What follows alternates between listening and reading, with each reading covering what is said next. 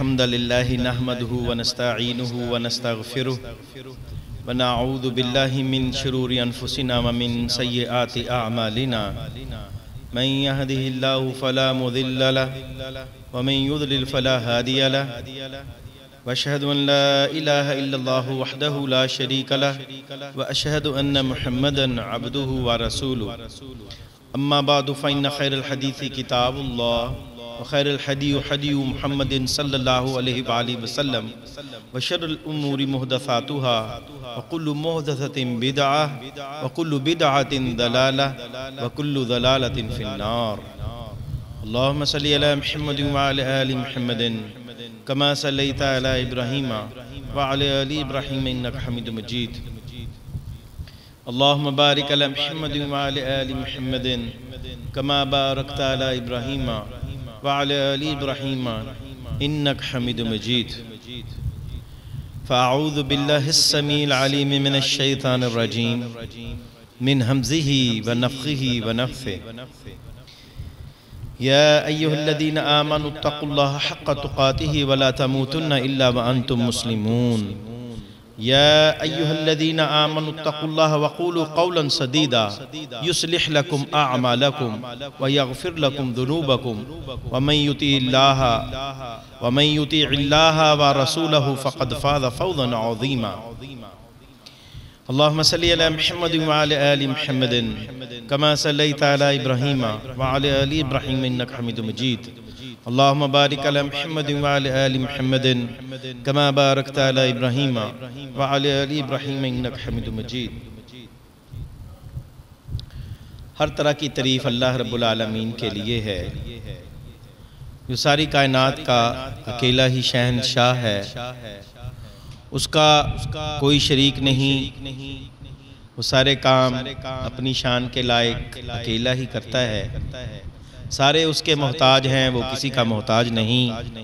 وہ کسی سے کوئی مشورہ طلب نہیں کرتا.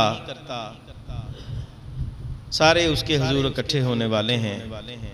قربان جائیں سیدنا محمد رسول اللہ صلی اللہ علیہ وآلہ وسلم کی مبارک ہستی پر. اس رب نے جن کو ہمارے لیے رہبر اور رہنما بنایا ہے، اللہ تعالیٰ کا جتنا بھی شکر ادا کر لیں اتنا کم ہے. اللہ تعالیٰ نے ہمیں بہت ساری نعمتوں سے نوازا ہے. زندگی گزارنے کے لیے اللہ تعالیٰ نے ہمیں عظیم نعمت بیوی کی نعمت سے نوازا ہے اور بیوی کو خاوند کی نعمت سے نوازا ہے. اللہ کی توفیق سے پچھلے جمعے ہم نے بیوی کے خاوند پر جو حقوق ہیں وہ سنے تھے. انشاءاللہ اس جمعے ہمارا عنوان ہوگا کہ خاوند کے اوپر جو بیوی کے حقوق ہم نے سنے ہیں، اب بیوی کے اوپر خاوند کے کیا حقوق ہیں، بیوی کے لیے کیا کیا کام اللہ نے فرائض میں سے رکھے ہیں. ہم نے پچھلے جمعے سنا تھا کہ خاوند کے لیے بیوی کے کس طرح کے حقوق ہیں، کیا فرض کر دیا ہے اللہ نے اس پر. اسی طرح بیوی کے اوپر اب کیا فرض کر دیا ہے، وہ کس طرح کے حقوق ہیں. اللہ رب العالمین کے قرآن مجید اور رسول اللہ صلی اللہ علیہ وسلم کے مبارک فرامین سے ہم یہ سننے کی کوشش کرتے ہیں انشاءاللہ.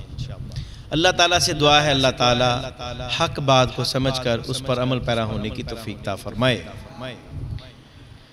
محترم بھائیوں اور میری محترم بہنوں،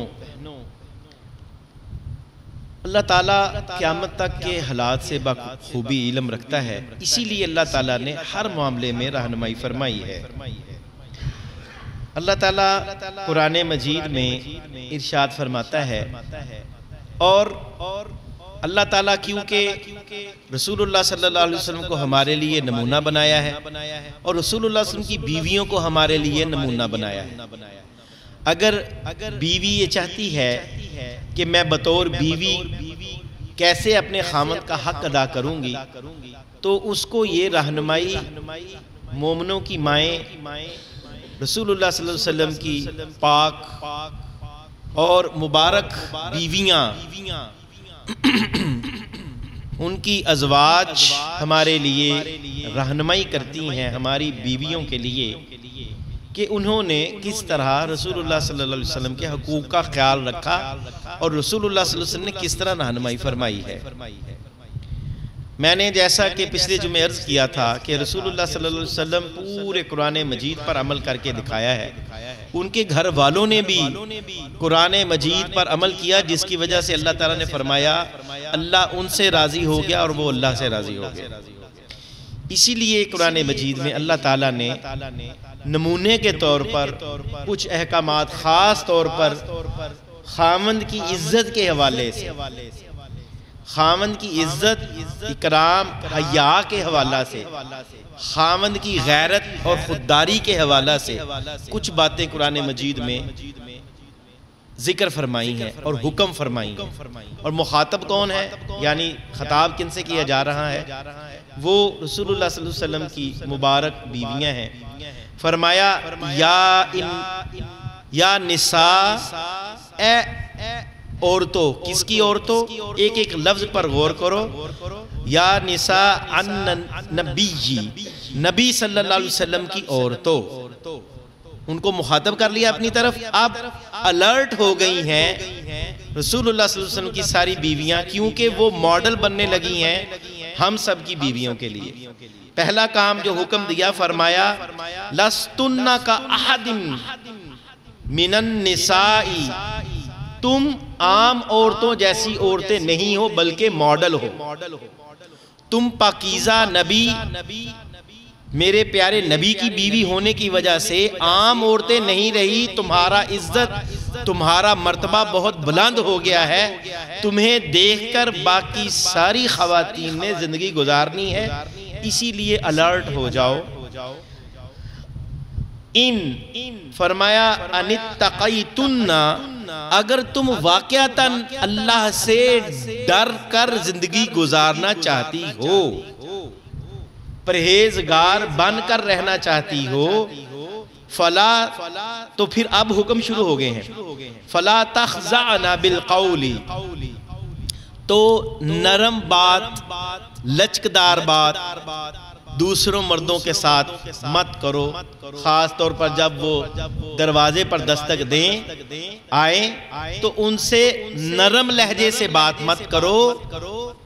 یہ آرڈر ہو رہا ہے پاکیزہ ہستیوں کو، کیونکہ انہوں نے ماڈل بننا ہے سب کے لیے، تو پھر یہ بالخصوص ان کو حکم تھا اور پھر بالعام تمام خواتین کو حکم ہے کہ جب دروازے پر کوئی باہر آئے دستک دے تو تم نرمی سے مت پوچھو کون ہے، نزاکت سے مت پوچھو۔ اللہ تعالیٰ نے فطرتاً عورت کی آواز نرم اور نزاکت والی بنائی ہے۔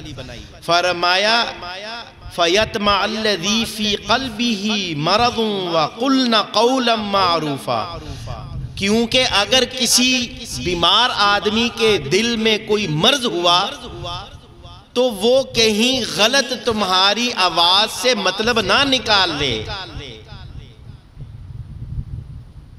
نرم لوچدار آواز سے کہیں وہ تمہاری طرف مائل نہ ذہنی طور پر ہو جائے۔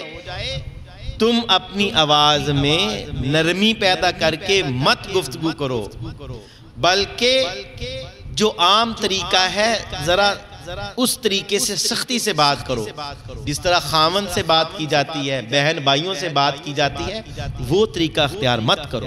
باپ سے بات کی جاتی ہے اس انداز سے بات مت کرو، بلکہ سپاٹ لہجے کے ساتھ بات کرو، بدتمیزی کے ساتھ بھی نہیں، گالیاں دیتے ہوئے بھی نہیں، بلکہ جو معروف طریقہ ہے خشک لہجے کے ساتھ بات کرو، اس میں کوئی لوچ یا لچک نہ ہو۔ یہ پہلا حکم دے رہے ہیں اللہ تعالیٰ ماڈل کے طور پر رسول اللہ صلی اللہ علیہ وسلم کی بیویوں کو۔ اور پھر اگلا حکم ہے وَقَرْنَ فِي بُيُوتِكُنَّ، اور اپنے گھر پر ٹکی رہو، بازاروں میں جا کر شاپنگیں ایویں فضول نہ کرو، ایویں سیر سپاٹے کے لیے مت نکلو، اپنے گھر پر ٹکی رہو۔ عورت کا مطلب ہی ہوتا ہے چھپی ہوئی، عورت کا مطلب ہی ہوتا ہے چھپی ہوئی، تو تم اپنے گھروں میں پھر ٹکی رہو۔ اللہ رب العالمین نے اگلا حکم کیا فرمایا؟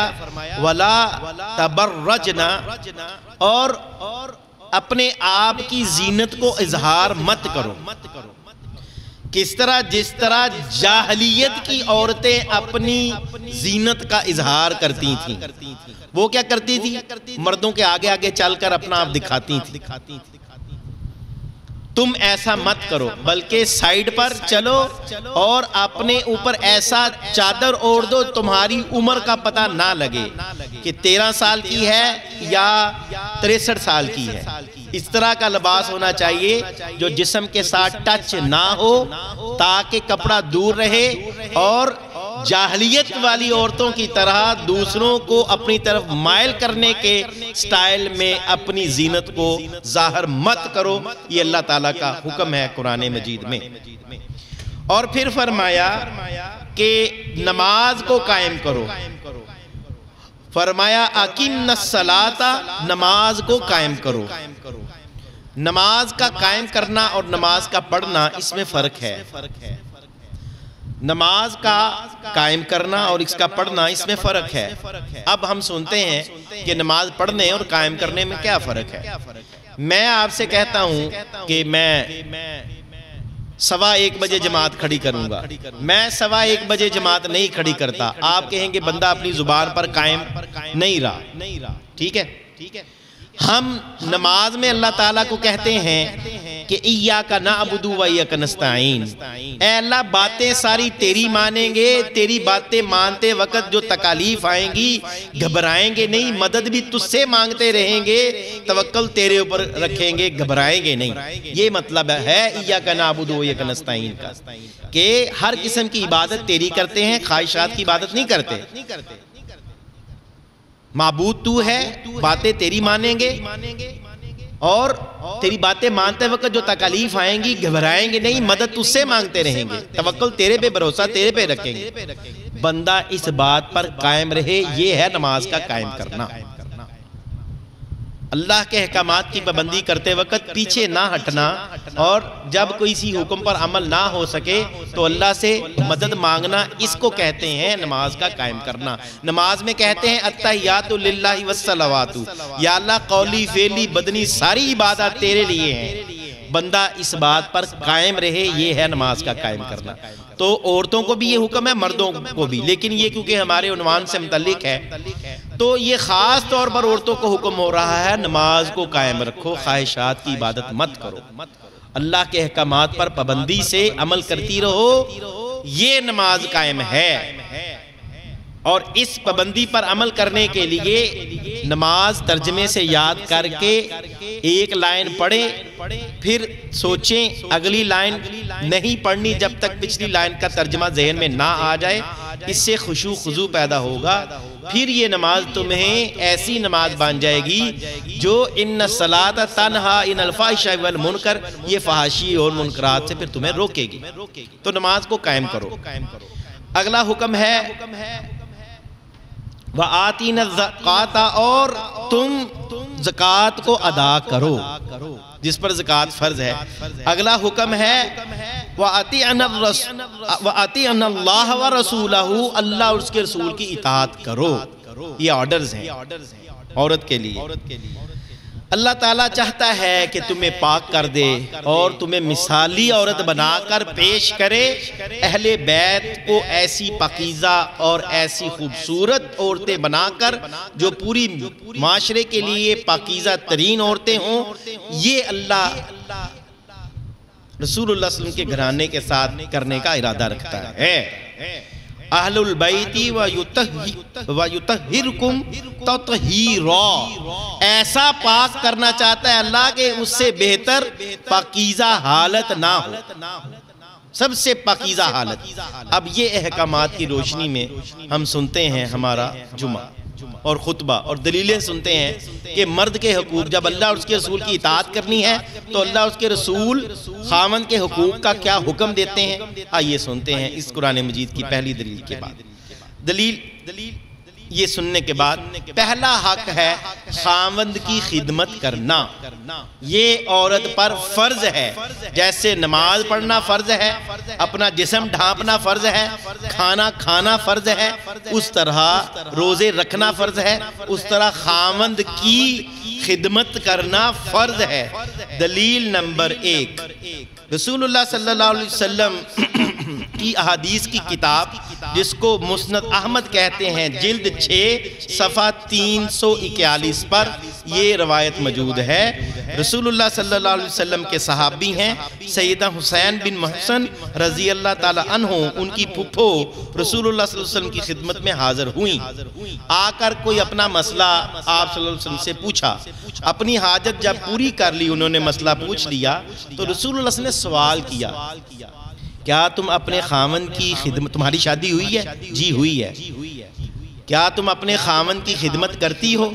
جی کرتی ہوں. فرمایا دیکھنا، نوٹ کر لو یہ بات کہ تم اپنے خاوند کی خدمت کرو اس طرح کہ وہی تمہارے لیے جنت ہے اور وہی تمہارے لیے دوزخ ہے. خدمت کر کے یا تو تم اللہ سے جنت پاؤ گی، خدمت سے رک کر اللہ سے جہنم پاؤ گی. یہ اللہ تعالیٰ کے الفاظ ہیں جو کہ وحی کیے رسول اللہ صلی اللہ علیہ وسلم پر. تو رسول اللہ صلی اللہ علیہ وسلم نے یہ حدیث ہم تک پہنچی ہے رسول اللہ صلی اللہ علیہ وسلم کی. یہ پہلی دلیل ہے. فرمایا فانظری این انتی منہ فانما ہوا جنت، آپ کی وہ جنت ہے، وہ نارک، اور وہ آپ کی دوزخ ہے. وہی آپ کی جنت ہے، وہی آپ کی دوزخ ہے. یہ فیصلہ ہے اللہ تعالیٰ کا رسول اللہ صلی اللہ علیہ وسلم کے ذریعے. اس لیے جان لو، دھیان کرنا، عربی میں محاورہ ہے ذرا دھیان کرنا، وہی تمہاری جنت ہے اور وہی تمہاری دوزخ ہے. یہ دیکھ کر تم خدمت کرنا. تو یہ پہلی دلیل ہے. دوسری اسی کے سلسلے میں خاوند کی خدمت کے بارے میں، جن کے بارے میں رسول اللہ صلی اللہ علیہ وسلم نے فرمایا کہ سیدۃ نساء اہل الجنہ، کہ سیدہ فاطمہ رضی اللہ تعالی عنہ جنت کی سرداروں میں سے سردار ہیں. وہ سیدنا علی المرتضیٰ رضی اللہ تعالی عنہ کی بہت خدمت کرتی تھی. وہ گھر کے سارے کام کرتی، پانی کا مشکیزہ بھر کے لاتی، اپنے ہاتھ سے چکی پیستی، صفائی کرتی، حتیٰ کہ چکی پیس پہ ہاتھوں پر اس جنت کی سردار مومنوں کی ماں کے ہاتھوں پر چھالے پڑ گئے. اور بہت زیادہ جب تکلیف بڑھ گئی تو پتہ لگا کچھ قیدی آئے ہوئے ہیں رسول اللہ صلی اللہ علیہ وسلم کے پاس، اور آپ صحابہ میں وہ قیدی تقسیم کر رہے ہیں، صحابیات میں صحابہ میں وہ قیدی تقسیم ہو رہے ہیں. آپ آئیں گھر میں، سوال کیا سیدہ عائشہ رضی اللہ تعالیٰ عنہ سے کہ رسول اللہ صلی اللہ علیہ وسلم کدھر ہیں؟ اب میرے بابا کدھر ہیں؟ کہنے لگے وہ تو کام سے ہیں، ادھر گئے ہیں. تو انہوں نے سوال کیا کہ مجھے قیدی چاہیے، کوئی قیدی مجھے بھی خادم دے دیں. میرے ہاتھوں پر چھالے پڑ گئے. اپنے ہاتھ دکھائے، میرے ہاتھوں پر چھالے پڑ گئے، مجھے بھی کوئی قیدی دے دے، بڑی تھکاوٹ ہو جاتی. تو رسول اللہ صلی اللہ علیہ وسلم کی زوجہ ہماری امی جان سیدہ عائشہ رضی اللہ تعالیٰ عنہ نے خاموش ہو گئی، وہ چلی گئیں. رسول اللہ صلی اللہ علیہ وسلم سے عرض کیا بیٹی آئی تھیں آپ کی، قیدیوں میں سے سوال کرتی ہے مجھے بھی کوئی خادم دے دیں. رسول اللہ صلی اللہ علیہ وسلم گھر گئے. صحیح بخاری صحیح مسلم شریف میں یہ حدیث پاک موجود ہے، 5224 نمبر حدیث پاک. آپ صلی اللہ علیہ وسلم گھر گئے، سیدنا علی رضی اللہ تعالیٰ کے گھر گئے، بیٹی کو سلام کہا اور کہا بیٹی، اور اپنے داماد کو بھی، کہ جب خادم نہیں دیا، فرمایا جب تم اتنا زیادہ تھک جاؤ نا، تھکاوٹ کی وجہ سے اتنی تکلیف میں آ جاؤ کہ خادم کی ضرورت پڑے، تو پھر تم اس طرح کرو. میں تمہیں اس سے بہتر حل بتاتا ہوں. خادم سے بہتر حل کیا ہے؟ رات کو سوتے وقت 33 دفعہ سبحان اللہ پڑھو، 33 مرتبہ جو ہے الحمدللہ پڑھو، اور 34 مرتبہ اللہ اکبر پڑھ لیا کرو. یہ تمہارے خادم سے خدمت لینے سے بہتر ہے. بیٹی کو وظیفہ دیتے ہیں اور لوگوں کو خادم بانٹ رہے ہیں. یہ مثالیں ہیں ہمارے لیے. یہ خدمت کرتی تھی کہ چھالے پڑ گئے، باپ نے پھر بھی اپنے لگتے جگر کو خادم نہیں دیا، کہ لوگ یہ نہ سمجھیں کہ خاوند کی خدمت کرنے کے لیے اب خاوند بھی باپ کو دینا پڑے. اب باپ کو خامند کے دماد کے لیے پھر خادم بھی بھیجنا پڑے، کہیں یہ سنت نہ بن جائے اپنی بیٹی کو وظیفہ بتا دیا۔ اللہ اکبر، کہ خامند کی خدمت فرض ہے، یہی جنت ہے اور یہی دوزخ ہے۔ خامند کی خدمت کے بارے میں ایک اور دلیل سنتے ہیں۔ صحیح بخاری شریف میں حدیث پاک موجود ہے، سیدہ اسماء بنت ابی بکر رضی اللہ تعالی عنہما اپنے خامند سیدنا زبیر رضی اللہ تعالیٰ کی خدمت کرتی تھی، گھر کا سارا کام کرتی تھی، جانوروں کو گھاس اور چارہ ڈالتی تھی، پھر پانی بھی بھر کے لاتی تھی، پھر ان کی 2 میل تقریباً 2.5-3 کلومیٹر بنتا ہے، ایک جگہ موجود تھی، روزانہ وہاں جاتی، وہاں سے گٹلیاں چن کر لاتی، گٹلیاں چننے پیدل جاتی تھی خامند کی خدمت کرنے کے لیے۔ تو یہ مبارک ہستیاں ہمارے لیے نمونہ ہے کہ خامند کی خدمت کرنا فرض ہے۔ ان کے علم میں تھا کہ خامند کی خدمت کر کے یا تو جنت ملے گی یا خامند کی خدمت سے رک کر جہنم ملے گی، اسی وجہ سے وہ خامند کی خوب خدمت کیا کرتی تھی، اپنی تکلیف کو بھی نہیں دیکھتی۔ دوسرا حق ہے خامند کی فرما برداری، خامند کی ہر بات ماننا۔ ہاں، خامند اگر اللہ کے حکم کے خلاف کوئی حکم دے تو وہ نہیں مانی، وہ تو والدین کی بھی نہیں مانی، وہ کسی کی بھی نہیں مانی۔ اطاعت صرف اور صرف اللہ کی اطاعت کے اندر مخلوق کی اطاعت فرض ہے، مخلوق کی اطاعت اگر اللہ کی اطاعت کے اندر ہو پھر جائز ہے۔ مخلوق کا حکم ماننا جب اللہ کے حکم کے خلاف نہ ہو تو جائز ہے، ورنہ اللہ نے اجازت نہیں دی کہ اللہ کے حکم کے خلاف مخلوق کی بات مانی جائے۔ تو خامند کی فرما برداری دوسرا حق ہے۔ مسند احمد جلد 1 صفحہ 191 میں یہ دلیل موجود ہے۔ فرمایا رسول اللہ صلی اللہ علیہ وآلہ وسلم نے، اذا صلت المرأة خمسها وصامت شہرها وحفظت فرجها وأطاعت زوجها۔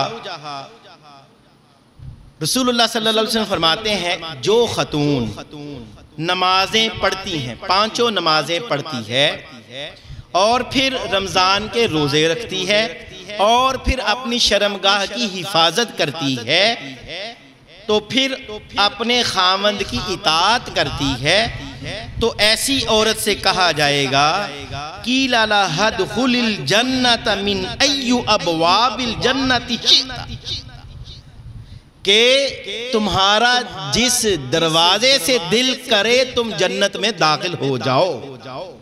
یہ خوشخبری ہے۔ کب؟ 5 وقت نماز پڑھتی ہو، رمضان کے روزے رکھتی ہو، اپنی شرمگاہ کی حفاظت کرتی ہو، خامند کی اطاعت کرتی ہو، خامند کا ہر حکم پر لبیک کہنے والی ہو، خامند کا حکم ماننے والی ہو، ایسی عورت سے کہا جائے گا، اللہ تعالیٰ کی طرف سے اعلان ہوگا کہ جس جنت کے دروازے سے چاہو جنت میں داخل ہو جاؤ۔ اندازہ کیجیے۔ اب اگلی بات،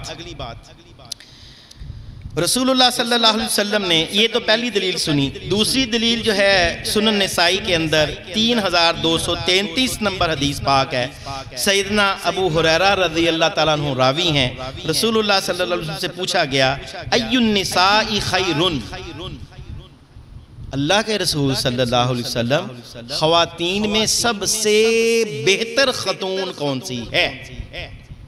رسول اللہ صلی اللہ علیہ وسلم فرمایا قال التی تسرہ اذا نظر، جب اس کا خامند اس کو دیکھے تو وہ اس کو خوش کر دے، جب خامند اس پر نظر ڈالے تو اس کا خامند خوش ہو جائے، اور جب وہ اس کو حکم دے تو وہ حکم کو پورا کرے، اور وہ کسی بھی معاملے میں جو چیز وہ ناپسند کرتا ہو اس میں اس کی نافرمانی مت کرے۔ ایسی عورت کون سی عورت ہے؟ سب سے بہترین عورت ہے، یہ رسول اللہ صلی اللہ علیہ وسلم فرما رہے ہیں۔ خامند جب دیکھتا ہے تو وہ خوش کر دے، اس سے کیا مراد ہے کہ وہ اپنے صرف خامند کے لیے بناؤ سنگار کرے۔ وہ یہ حق ہے خامند کا کہ جب شام میں آئے تو نہائی دھوئی ہوئی ہو، کپڑے صاف ستھرے پہنے ہوں، بدبو پسینہ سارے دن کا نہ آتا ہو خامند، اور اس کو ایسی پرسکون قسم کی زندگی خامند کو دے کہ خامند اس کو دیکھ کر خوش ہو جائے۔ اس میں ایک واقعہ ہے، ایسا زبردست قسم کا واقعہ ہے، وہ میں عرض کروں گا کہ وہ جمعے کے آخر میں انشاءاللہ عرض کروں گا۔ وہ واقعہ ان تمام حقوق کے ساتھ جڑا ہوا ہے۔ رسول اللہ صلی اللہ علیہ وآلہ وسلم کی ایک اور حدیث سنتے ہیں جو کہ اسی خاوند کی فرما برداری کے حق میں دلیل ہے۔ رسول اللہ صلی اللہ علیہ وسلم کی حدیث پاک صحیح الترغیب و ترہیب للالبانی 1948 نمبر روایت ہے۔ رسول اللہ صلی اللہ علیہ وسلم نے فرمایا کہ اسنانی لا تجاوزوا صلاتہما رؤوسہما، دو لوگ ایسے ہیں جن کے سر سے ان کی نماز اوپر نہیں جاتی، ان کی نماز قبول نہیں کی جاتی۔ وہ کون سی ہیں؟ فرمایا ایک تو وہ بھاگا ہوا غلام ہے جو اپنے مالک کی اجازت بغیر بھاگ جائے، ہاں جب تک وہ دوبارہ رجوع نہیں کرتا تب تک اس کی کوئی نماز قبول نہیں ہوتی۔ دوسری وہ خاتون ہے جو اپنے خاوند کی نافرمانی کرتی ہے، جب تک وہ فرما برداری شروع نہ کر دے تب تک اس کی کوئی نماز سر سے اوپر ہی نہیں جاتی، قبول ہونے کی تو دور کی بات ہے۔ دوبارہ سنیے، دو قسم کے لوگ ایسے ہیں جن کی نمازیں ان کے سروں سے اوپر نہیں جاتی۔ ایک وہ غلام جو بھاگ گیا ہے، اب تو غلام سسٹم نہیں ہے، پہلے عرب میں تھا، تو اب جو ہمارا عنوان کے متعلق اس میں رسول اللہ صلی اللہ علیہ وسلم کا حکم ہے، ایک وہ خاتون ہے کہ جو اپنے خاوند کی نافرمانی کرتی ہو، جب تک وہ خاوند کی فرما برداری اختیار نہ کر لے تب تک اس کی نماز اس کے سر سے اوپر ہی نہیں جاتی۔ تو اتنی سخت وعید ہے، اس لیے خاوند کی نافرمانی حرام ہے۔ اس کے بارے میں اللہ تعالیٰ نے بڑی سختی سے اس کو ناپسند فرمایا ہے۔ اور پھر یہ صحیح بخاری اور صحیح مسلم شریف کی روایت آپ کو شروع میں نے سنائی تھی۔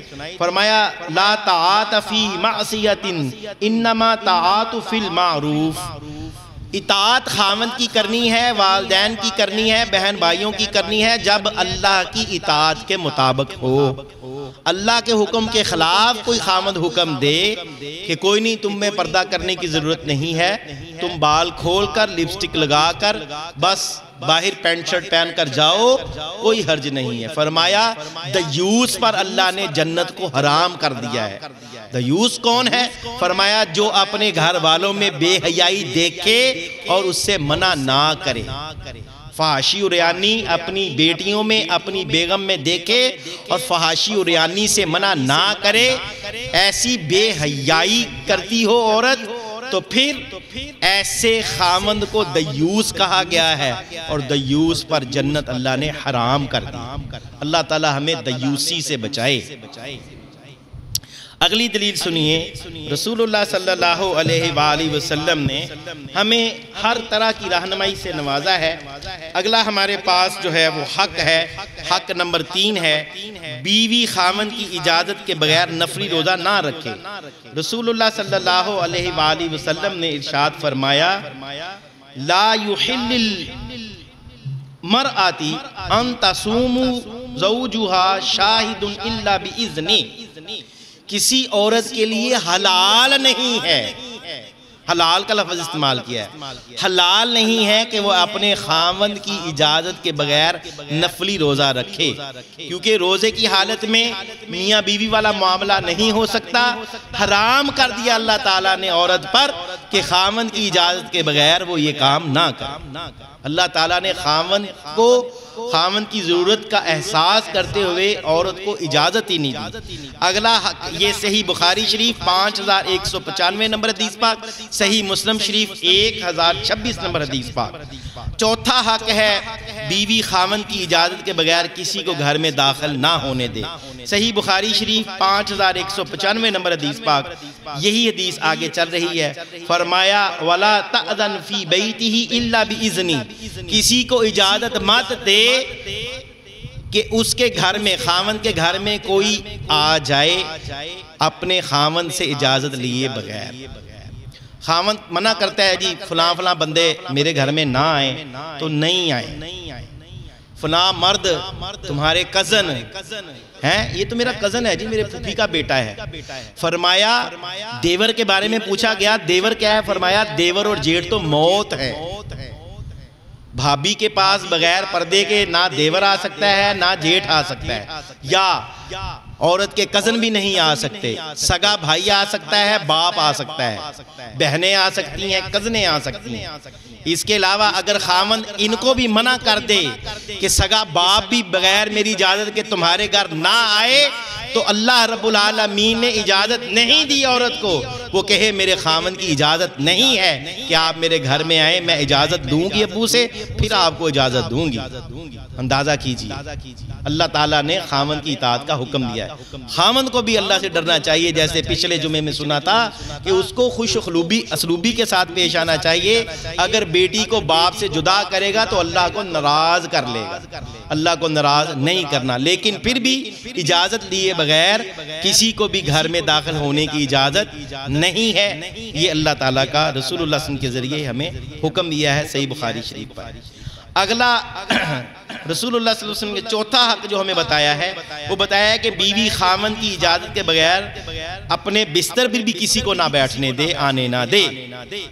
صحیح بخاری شریف میں بھی یہ روایت موجود ہے، اور سنن ابن ماجہ کے اندر بھی یہ روایت موجود ہے۔ رسول اللہ نے فرمایا کہ جس کا خاوند ناپسند کرتا ہو کہ وہ بستر پر آئے تو اس کو بھی بستر پر آنے نہ دے۔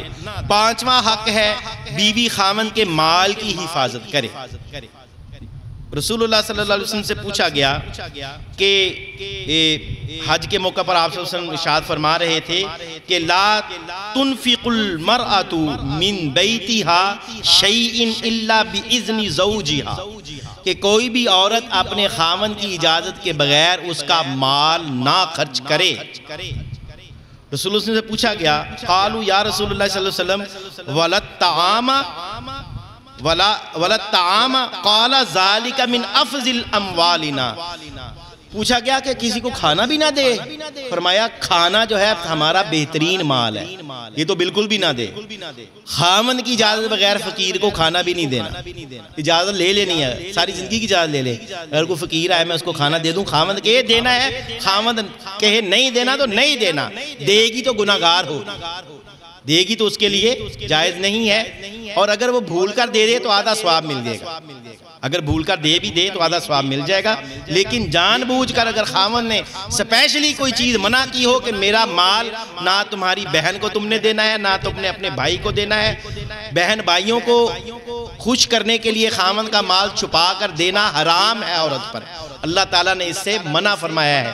یہ مال خاوند کی مال کی حفاظت کرنا عورت پر فرض ہے، اور یہ عورت کا خاوند پر جو ہے نا وہ خاوند کا حق ہے، اور عورت کا اس کا پورا کرنا عورت کے لیے ضروری ہے۔ اس لیے اگر کوئی چیز خاوند خود کہہ دے کہ اپنے بہن بھائیوں پر خرچ کیا کرو، وہ غریب ہیں، بعض کا ہوتا ہے سالے سالیاں غریب ہوتے ہیں، تو پھر دوہرا اجر ہے، ایک تو صدقہ کرنے کا، ایک بہن بھائیوں کی خدمت کرنے کا، اللہ تعالیٰ نے دوہرا اجر رکھا ہے۔ سب سے پہلے رشتہ داروں پر خرچ کرنا چاہیے، پھر ہمسایوں پر، پھر عزیز و اقارب پر خرچ کرنا چاہیے، اور پھر اسی طرح باقی معاملات صدقہ خیرات کرنے چاہیے۔ اور ان رشتہ داروں میں بھی سب سے پہلے خاوند کو چاہیے کہ وہ اپنے بیوی بچوں پر خرچ کرے، کیونکہ فرمایا جب وہ اپنے بیوی بچوں پر خرچ کرتا ہے تو یہ بھی اس کے لیے صدقہ لکھ لیا جاتا ہے۔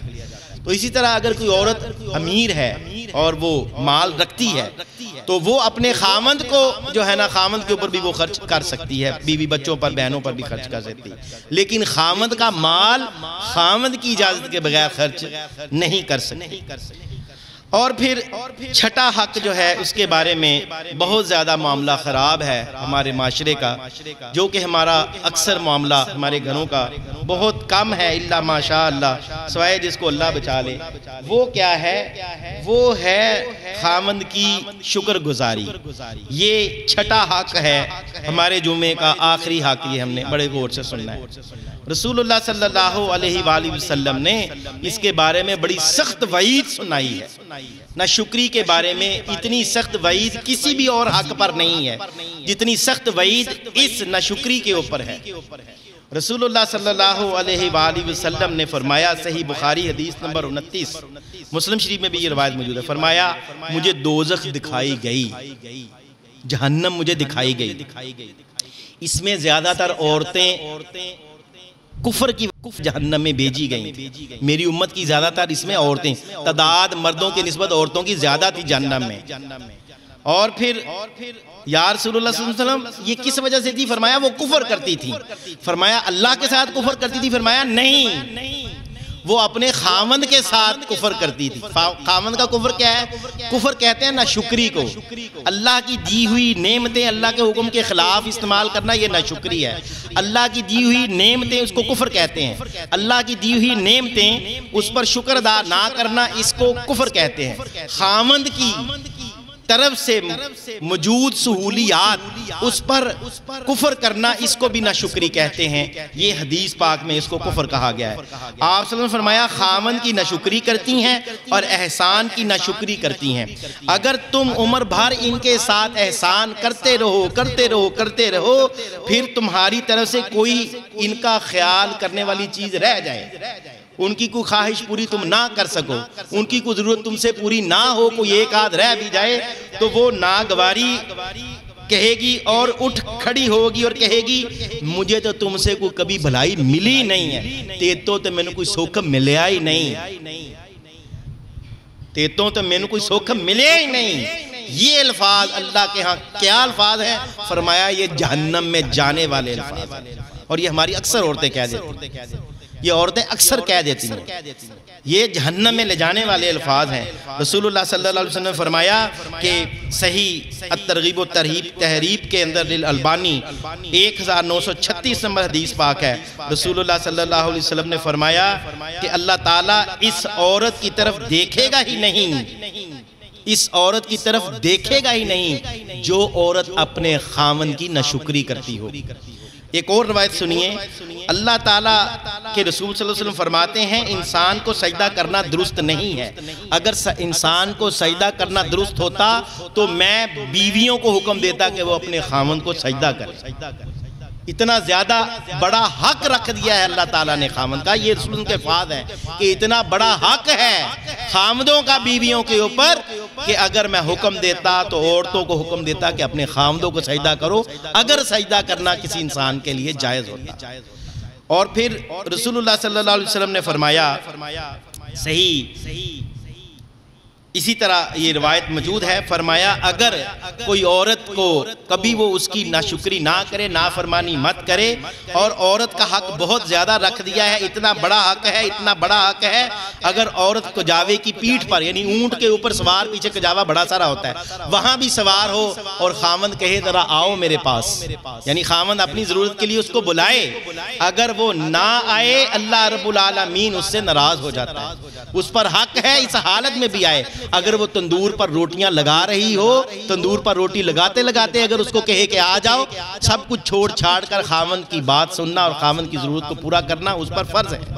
صحیح بخاری اور مسلم شریف میں روایت موجود ہے، رسول اللہ صلی اللہ علیہ وآلہ وسلم فرماتے ہیں کہ جب شوہر اپنی بیوی کو بستر پر بلائے اور وہ نہ آئے تو ناراضگی یا کسی وجہ سے ناراضگی چل رہی ہے اور وہ نہ آئے، ناراضگی اپنی جگہ پر، لیکن خاوند کی ضرورت پوری نہ کرے، ساری رات فرشتے اس پر لعنت کرتے رہتے ہیں ایسی عورت پر جو خاوند کی ضرورت کو پورا کرنے نہیں آتی۔ صحیح بخاری شریف، صحیح مسلم شریف حدیث نمبر 5193 یہ موجود ہے۔ اور آخری حدیث پاک رسول اللہ صلی اللہ علیہ وسلم نے فرمایا خاوند کا کتنا حق ہے۔ ایک لڑکی نے آ کر آپ صلی اللہ علیہ وسلم سے سوال کیا اللہ کے رسول خاوند کا کتنا حق ہے، اور فرمایا اگر تمہارا خاوند بیمار پڑ جائے، اس کے جسم میں پیپ پڑ جائے، اس کے نتنوں سے پیپ نکل آئے، اگر بیوی کو وہ چوسنی پڑ جائے، چاٹنی پڑ جائے، تو خاوند کا اللہ نے اتنا حق رکھا ہے کہ اللہ کہتا ہے چاٹو اور پھر اس کو راضی کرو۔